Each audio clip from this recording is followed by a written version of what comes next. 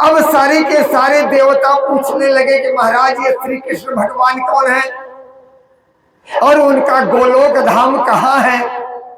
तब भगवान श्री हरि हंस करके बताए कि ये जो जावत प्रपंच देख रहे हो न, वो परमात्मा श्री कृष्ण की एक लीला मात्र है।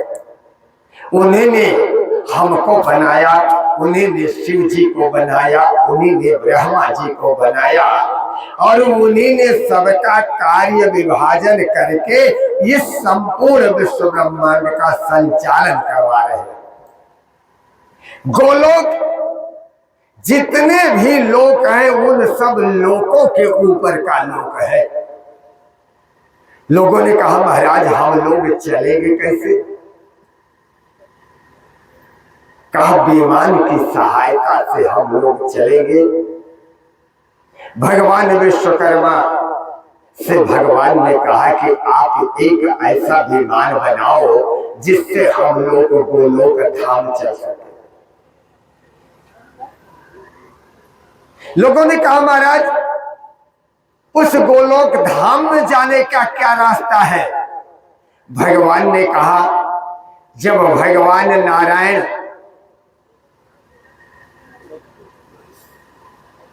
बलि के यहां वामन रूप से प्रकट हुए, तब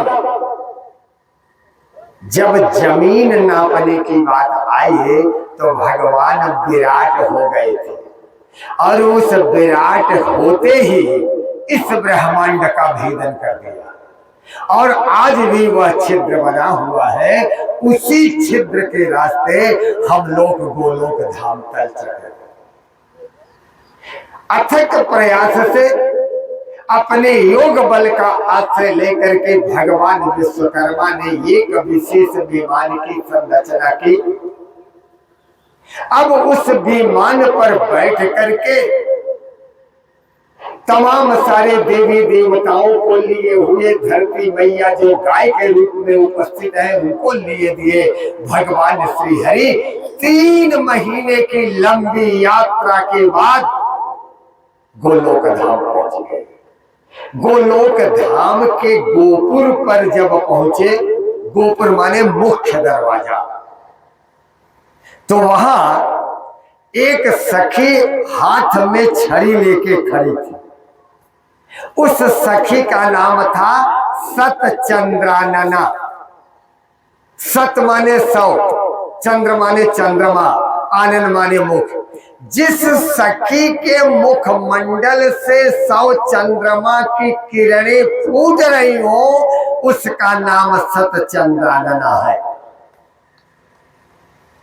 अब चिंतन करना, मुख्य गोपुर पर छड़ी लेकर जो स्त्री खड़ी है, जब उसके मुंह से सैकड़ों चंद्रमा की किरणें फूट रही है तो भगवान के परिकर, भगवान की सेवा करने वाली जो गोपिकाएं हैं उनके मुखमंडल से कितने हजार चंद्रमाओं की किरणें फूट रही होगी। भगवान विष्णु उस सखी को प्रणाम किया और कहा कि मैं परमात्मा श्री कृष्ण से मिलना चाहता हूं। सखी ने पूछा आप किस ब्रह्मांड से आए हो। देवता लोगों ने कहा कि अरे मेरे ब्रह्मांड के अलावा भी कोई ब्रह्मांड है क्या। कहा, सखी ने उत्तर दिया आप पूरे कूपमंडूक दिखाई पड़ते हो। अरे अनंत अनंत कोटि ब्रह्मांड तो हमारी बिरजा नदी है गोलोक की। हमारी बिरजा नदी में लहरों में हिचकोले खाते रहे। और आप सभी रामचरितमानस पढ़ते हो ना, दिखरावा मातहिन जाय अद्भुत रूप अखंड, रोम रोम प्रति लागे कोटि कोटि ब्रह्मांड। एक दो ना, अनंत अनंत कोटि ब्रह्मांड। और उन सबका कौन अधिपति है। आनंद कंद श्याम सुंदर श्री कृष्ण जी महाराज उनके अधिपति। सखी ने कहा कि पूरे कूप मंडूक हो, अरे अनंत अनंत कोटि ब्रह्मांड तो हमारी विरजा नदी में इंद्रायण की तरह झूल रहे हैं। इंद्रायण माने होता है सिंघाड़ा, सिंघाड़ा जल में होता है ना, वो जल में पानी में से लहरता है। तब भगवान विष्णु ने कहा, हे देवी, हम उस ब्रह्मांड से आए हैं जिस भगवान ब्रह्मांड में भगवान वामन से विराट हुए। सखी ने विष्णु भगवान की बुद्धि की प्रशंसा किया, कहा आप सभी लोग ठहरो, हम परमात्मा से निवेदन करके आए। सखी चली गई भीतर, गोलोक में बिल्कुल भीतर, और भगवान के चरणों में वंदना किया और निवेदन किया। भगवान प्रसन्न हुए। भगवान ने कहा सबको लेके आओ। अब भगवान विष्णु के साथ सभी के सभी देवता जब गोलोक में प्रवेश करते हैं तो वहां का जो दृश्य है आज तक अदृश्य था, आज तक किसी ने देखा नहीं। वहां की लताएं, वहां की वल्लरियां, वहां के गुल्म, वहां के पक्षी, वहां की गाय अदृश्य पूर्व इसके पहले कभी देखी नहीं गई। जो जहां देखता वहीं दृष्टि ठहर जाए, जहां जाय मन तहै लोभाई। अतीव सुषमा है, अतीव छवि है, वैसी छवि भगवान के वैकुंठ धाम तक दिखाई नहीं। वहां के तीतर, वहां के मोर, वहां के चकोर, वहां का पक्षी अपूर्व है। सारे के सारे लोग देखते देखते गोलोक के वृंदावन में पहुंचे। अब वृंदावन की शोभा देखा तो और अलौकिक, उसके आगे बढ़े कुंज में वह और अलौकिक, उसके आगे बढ़े निकुंज में वह और अलौकिक, और अभी थोड़ी ही दूर बढ़े हैं कि सारे के सारे कदम्ब और जामुन के वृक्ष दिखाई दे। एक कदम और दूसरे जामुन के मध्य में एक झूला पड़ा है, एक पालना पड़ा है। रेशम की डोर में सुसज्जित वह स्वर्णपाल, जिसमें दाहिने तरफ आनंद कंद श्री कृष्णचंद्र महाराज और बाईं तरफ उनकी आह्लादिनी शक्ति श्रीमती राधा रानी बैठी।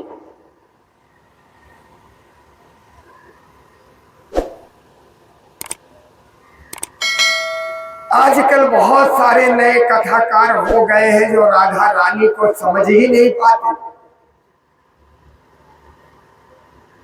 कहते वो तो राधा रानी की क्या बात थी, राधा रानी तो कृष्ण के साथ उनका संबंध कैसे, मैं समझ ही नहीं पाता। और आप सबसे निवेदन कर रहा हूं बड़े सरल शब्द में, राधा की सत्ता से श्री कृष्ण सत्तावान होते हैं। राधा विभा है और उसकी आभा को धारण करने के कारण परमात्मा विभु कहलाता है। येयम राधा यस्य कृष्ण रसाब्दि देहस्तैके क्रीडनार्थो दधाहो देहो जथा छाया शोभमानम श्रवण पठन जात। आप सभी रामचरितमानस के से आपको समझा रहा हूं। मन और शत्रुपा जब कठिन तपस्या किए, भगवान नारायण सम्मुख उपस्थित हुए तो भगवान ने कहा वरदान मांगो।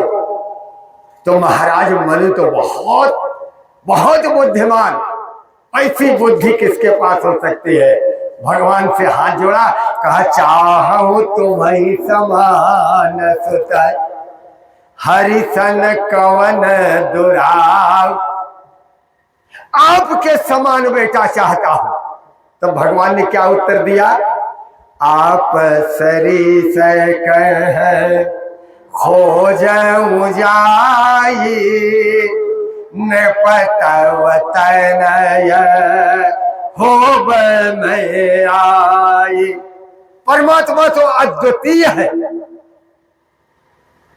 उसकी तुलना किसी से नहीं की जा सकती, वो निरुपम है, उसकी समानता किसी से नहीं की जा। ठीक वही बात भगवती राधा और परमात्मा श्री कृष्ण।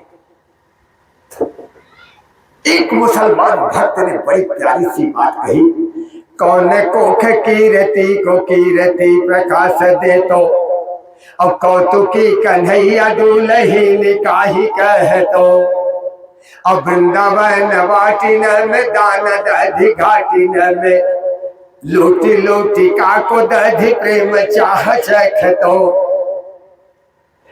आदि में न हो तो दिल दरियाव स्वाम स्वामिनी के बिना नाथ, दिल दरियाव स्वाम स्वामिनी के बिना नाथ, गारे रंग रास कैसे रच तो, अब आदि में न हो तो जो राधे जी की यह रकार, आदि में न हो तो जो राधे जी की यह रकार, और मेरे जान राधे कृष्ण आधे कृष्ण रहते, मेरे जान राधे कृष्ण आधे कृष्ण रहते।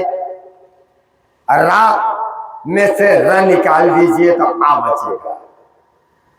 यहाँ डॉक्टर साहब बैठे हैं, राधे में आ जो है रा आ, राधे बनता है, तो र निकाल दो केवल, कृष्ण आधे हो जाए।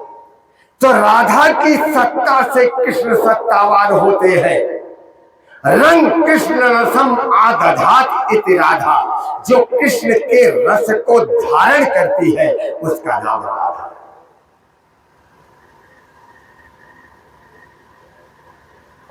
कृष्णम समाराधयत इति राधा, कृष्णेन समाराधिता इति राधा।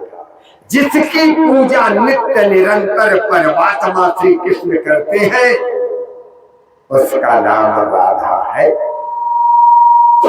रसखान कवि कहता है, अरे ब्रह्म में ढूंढो कुरान न वेद, कुरान हदीस निचो न चाइन, और देखो सुनो न कहूँ कतहु, वह कैसे स्वरूप वह कैसे शोभाइन, हेरत हेरत हारी पर्यो रस खानी बतायो न लोग लुगाइन, देखो वहाँ वही कुंज के भीतर बैठे पलोटत राधिका पायल, देखो कहाँ वही कुंज के भीतर बैठे पलोटत राधिका पायल। प्रेम से बोलो राधा वल्लभ सरकार की।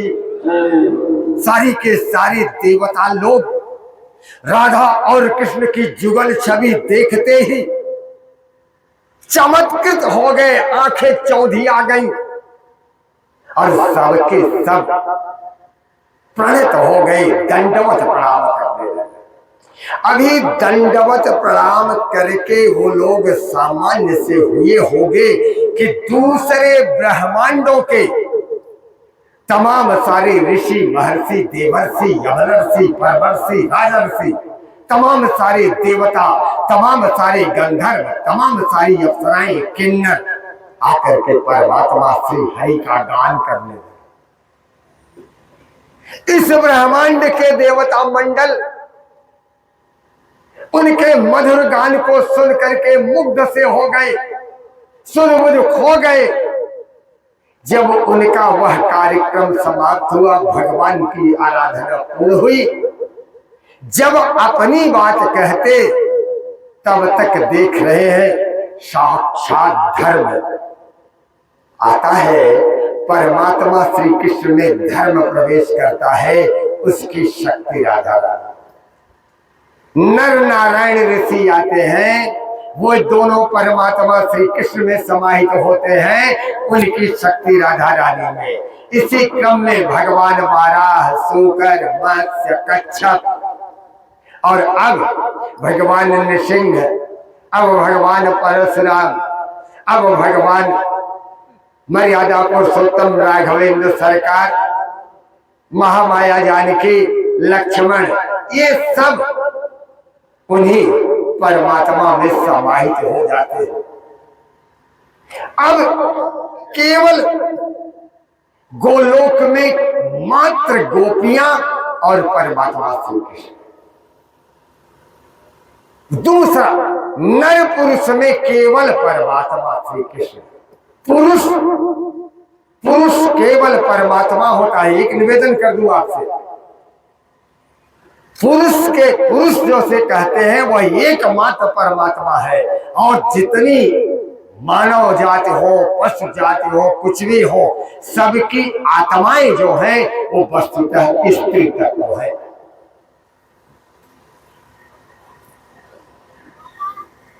इसीलिए परमात्मा पुरुष है, पुरुष कहलाता है। और हम पुरुष इसलिए कहते हैं, पूरी शरीरे सेते इत पुरुषः तस्य अर्थ इत पुरुषार्थ। इस शरीर में जो निवास कर रहा है वस्तुतः वह पुरुष है। और उस पुरुष के चार ही काम है, पांचवा कोई नहीं, चाहे वो स्त्री हो चाहे पुरुष। केवल चार काम, धर्म के काम, अर्थ के कार्य, काम के कार्य और मोक्ष के कार्य, पांचवा। जब सारी की सारी मात्र गोपिकाएं रह गई, जहां कहीं दृष्टि जा रही है केवल गोपिकाएं हैं। और गोपी क्यों हुई? गोपी का अर्थ समझिए, गोपी कोई जात नहीं है, गोपी कोई जात नहीं है, गोपी एक समर्पण है।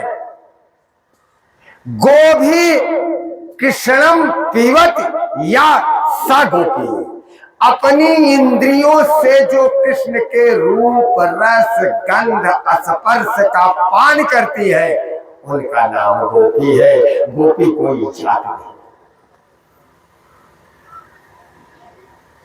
ऐसी गोपिकाएं जो परमात्मा में समर्पित है। एक छोटा प्रसंग आ गया, डॉक्टर साहब निवेदन कर दूं। एक बार देवर ऋषि को अपनी भक्ति का बड़ा अभिमान हो,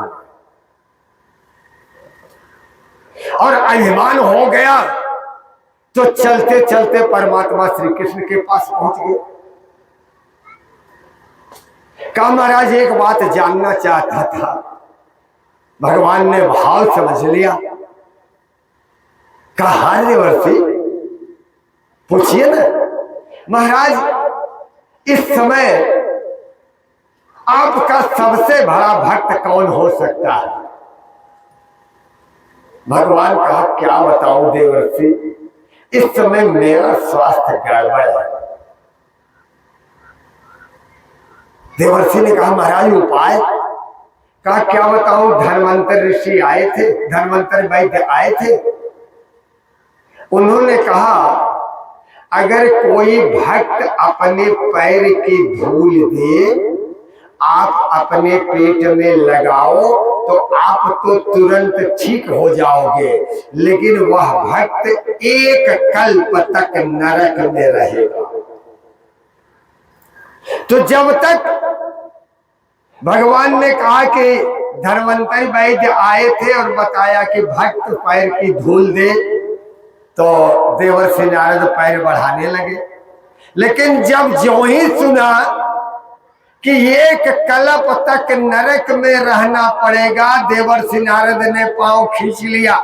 इतना पूजा जप जोग जप सब व्यर्थ हो जाएगा। अब चुप बैठ गए। भगवान ने कहा कि देवर्षि नारद जरा देखते कोई ऐसा भक्त मिलेगा क्या? तो नारद को टहलने में बड़ा आनंद आता है। कहा महाराज तुरंत पता करता हूं। तो जितने पढ़े लिखे लोग थे उन गांव में घूम के आ गए।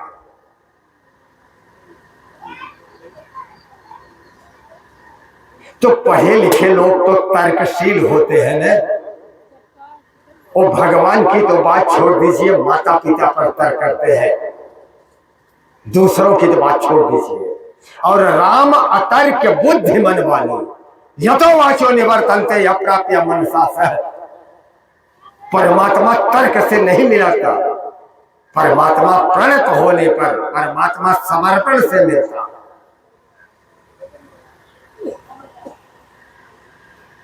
परमात्मा की परीक्षा संभव नहीं है, लेकिन परमात्मा की प्रतीक्षा संभव है। इसीलिए तो भक्त कहते हैं राम राम रटते रहो जबलों घट में प्राण, कबहू तो दीन दयाल के भनक पड़ेगी का।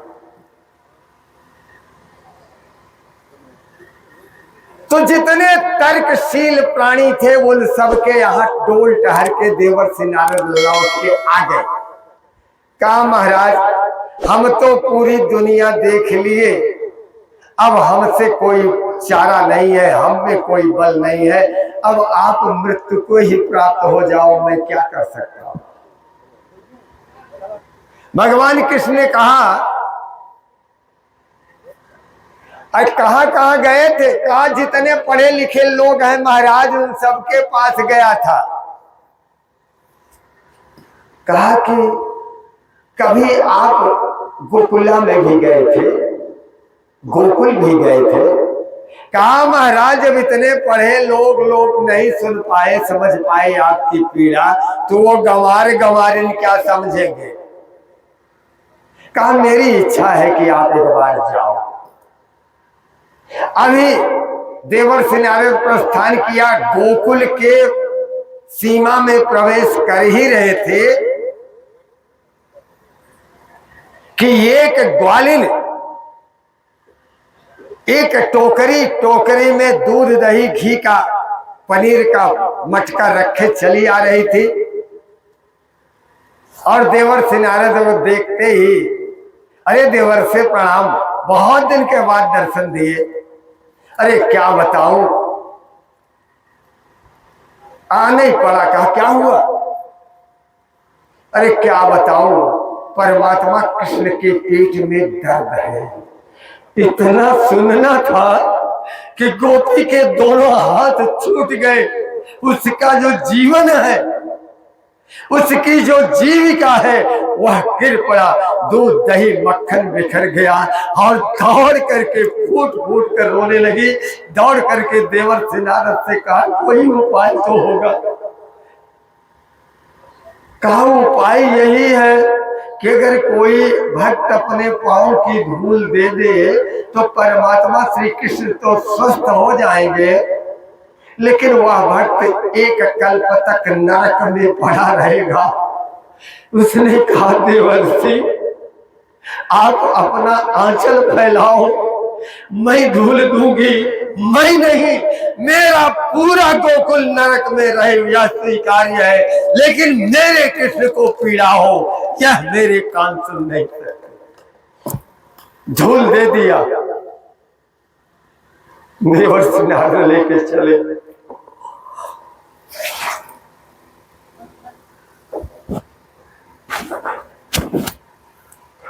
देवर्षि नारद धूल लेके चले, द्वारका में पहुंचे तो देख रहे परमात्मा रुक्मिणी जी के साथ चौसर खेल रहा। कहा अरे महाराज दवा तो अभी मैं लेके आ रहा हूं, आप ठीक कैसे हो गए? कहा कि नारद जी यह संपूर्ण धरती ही मेरा पेट है। जब उस ग्वालिन ने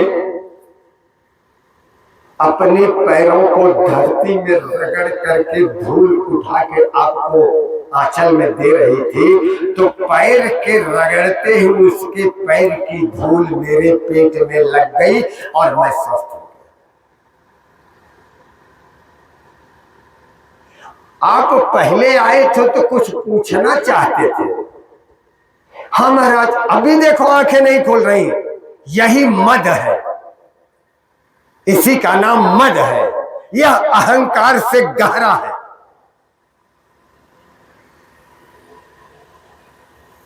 कहा महाराज यह जानना चाहता था कि आपका सबसे प्रिय भक्त कौन है? कहा आंख के अंधे। जब मैंने कहा कि कोई भक्त पैर की धूल दे तब तो तुमने पैर बढ़ाया था, लेकिन जब कहा कि नरक में जाना पड़ेगा तब तुमने अपने पांव से खोल लिए। और वह ग्वालिन कह रही है कि संपूर्ण ब्रजमंडल नरक में रहे स्वीकार्य है, लेकिन मेरे कृष्ण को पीड़ा हो मेरे कान सुन नहीं सकते। अब बताओ, तुम ही बताओ कौन भक्त हो सकता? तो वो जो गोपी वहां वृंदावन में है, किस वृंदावन में? गोलोक के वृंदावन में है। वो तत् सुखे सुखित्वम, कृष्ण के सुख में ही हमारा सुख है। वो कहते ना, सेवक सुख चाह मान भिखारी। अगर सेवा वृत्ति बनी है, अगर किसी की सेवा में आप लगे हो और अपने सुख की तलाश कर रहे हो, तो आप अपने को धोखा दे रहे हो। भरतलाल कहते हैं, सिर भारी जाम उचित यश मोरा, सबते सेवक धर्म ललाटम पश्चात ललाटिक। जो अपने मालिक की भृगुटी का अर्थ समझ करके कार्य करता है, उसी का नाम सेवक है। राणा की पुतली फिरी नहीं तब तक चेतक। हमारे यहां मनुष्य की बात छोड़ दीजिए, हमारा पशु पक्षी भी हमारी भक्ति का अर्थ जानता है। चारों तरफ वो गोपिकाएं हैं, एक भी गोपी खाली नहीं है डॉक्टर साहब। हर गोपी परमात्मा के लिए कार्य कर रही है। अब भगवान विष्णु पुनः उठे और फिर उसी सत्यचंद्रानना के पास गए, गोपुर तक गए लौट करके, और निवेदन किया कि प्रभु से बात करा दो। अब सत्यचंद्रानना पुनः निवेदन किया परमात्मा श्री कृष्ण से, तो परमात्मा की मुस्कुराहट ही सारे संकटों का विनाश है। ईश्वर हास है जगत विलास, निश्वसतम यश्च वेदा। जिस परमात्मा का स्मेर मुख हो जाए तो संपूर्ण विश्व ब्रह्मांड में आनंद के सागर में लहरा उठ जाता है, सब आनंद के लहरों में झूमने लगता है। भगवान ने पुनः आज्ञा दी। अब सारे के सारे देवता लोग भगवान विष्णु का अनुगमन करते हुए माता पृथ्वी को गौ के रूप में लेकर के भगवान के श्री चरणों में पुनः प्रणाम किया। भगवान ने सबका यथोचित सम्मान किया और सम्मान करने के बाद हाथ देवता बोलो आप लोग कैसे पधारे। देवताओं के साथ साथ माता पृथ्वी ने भी अपने दुख को कह सुनाया। भगवान को अपने पहले के वचन भी याद आ गए और भगवान ने कहा, मैंने पूर्व में ही यह बात कही थी कि मुझे धरती पर एक बार पुनः अवतार लेना है, इसलिए हे धरती मां कुछ काल विशेष तक आप इस पीड़ा को सहन करो। मैं बहुत जल्दी मथुरा में एक राजा है सूरसेन, उनकी वंश परंपरा में मैं जन्म लेकर के आपके सारी पीड़ा को खत्म कर दूंगा। और तमाम सारे देवताओं से कहा कि आपके घरों में जो देवियां रहती हैं वो नंदगांव गोकुल बरसाने वृंदावन में स्त्री के रूप में आभीरणी बन करके प्रकट हो जाए, जन्म ले, ताकि जब मैं अपनी प्रिया राधा के साथ वहां आऊं तो वो जो गोपिकाएं हैं वो राधा रानी की सेवा में लग जाए, क्योंकि राधा रानी को सामान्य स्त्री स्पर्श नहीं कर सकती। और सारे के सारे वन प्रांत को अनेक प्रकार की लताओं से, गुल्मों से, वृक्षों से, औषधियों से, पशु पक्षियों से सजा दिया जाए। भगवान की आज्ञा पा करके समस्त देवी देवता बड़ी प्रसन्नता के साथ अब वृंदावन की तरफ मैंने अब धरती की तरफ लौटे, अपने अपने लोक को चले गए। धरती माता निरंतर भगवान श्री कृष्ण की प्रतीक्षा कर रही है, वह समय कब आए कि भगवान मेरे गोद में आ जाए। प्रेम से बोलो आनंद कंद श्याम सुंदर भगवान की भैया भैया। जरा चल के वृंदावन देखो, श्याम बंसी बजाते मिलेंगे।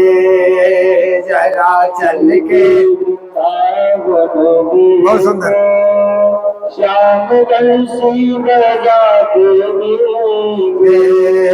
जरा चल के वृंदावन देखो, श्याम बंसी बजाते मिलेंगे। जरा चल के वृंदावन देखो, श्याम बंसी बजाते मिलेंगे। झूला झूल रही होगी राधा रानी, श्याम झूला झूलाते मिलेंगे।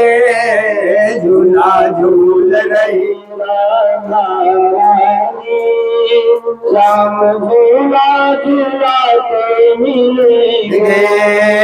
जरा चल के वृंदावन देखो, श्याम बंसी बजाते मिलेंगे। जरा चल के वृंदावन देखो, श्याम बंसी बजाते मिलेंगे। मेरे बाके की बाकी है झांकी, इनकी चितवन है प्यारी और बाकी। मेरे प्यारे की बाकी है झांकी, इनकी चितवन है प्यारी बाकी। ये मेरे प्यारे के बाकी है झांकी, इनकी चितवन है प्यारी और बाकी। मेरे प्यारे की बाकी है झांकी, इनकी चितवन है प्यारी है बाकी।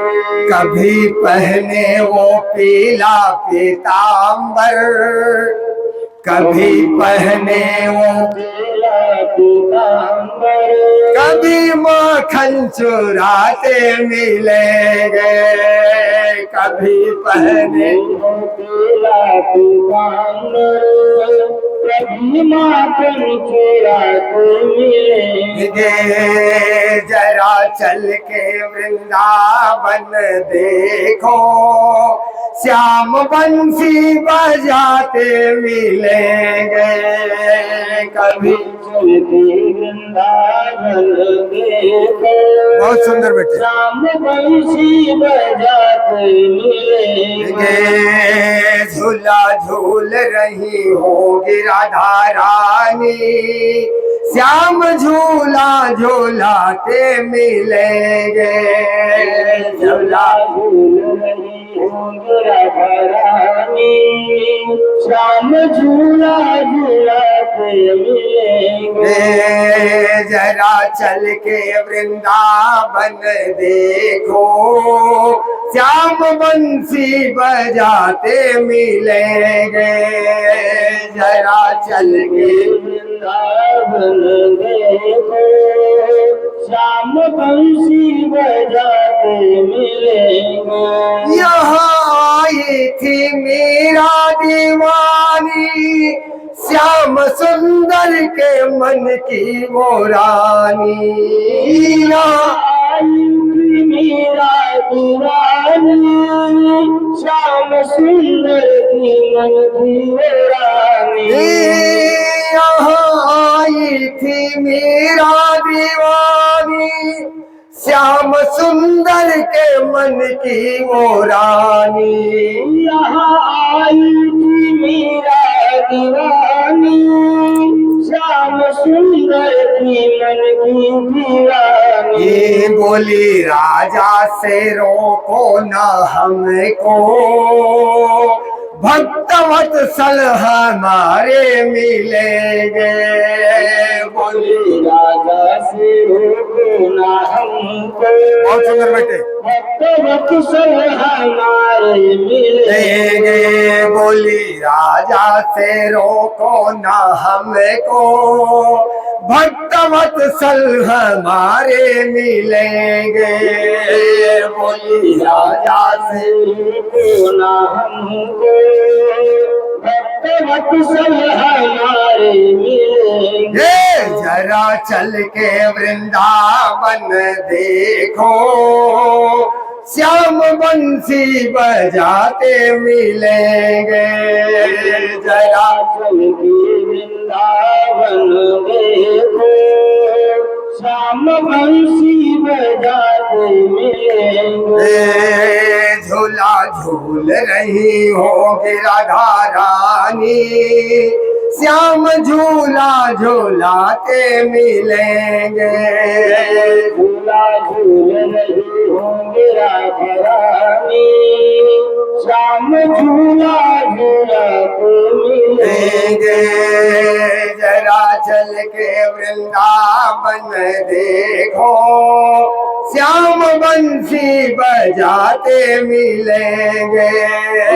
जरा चल के वृंदावन देखो, श्याम बंसी बजाते मिलेंगे। प्रेम से बोलो आनंद कंद सच्चिदानंद भगवान की जय।